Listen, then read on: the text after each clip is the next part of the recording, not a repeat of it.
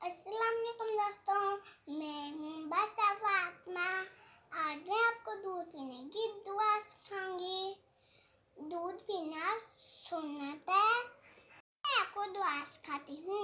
अल्लाह मुबारिक लना फीही वज़िदना मिन्हू।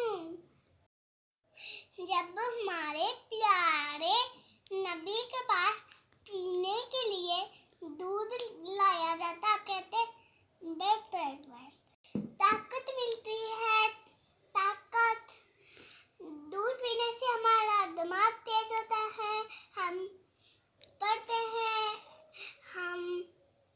अगर हमारी कोई ताकत आएगी, हम अपने माँ बाप की खिदमत करेंगे। ये दुआ नहीं आती है तो मुझे कमेंट करके बताएं।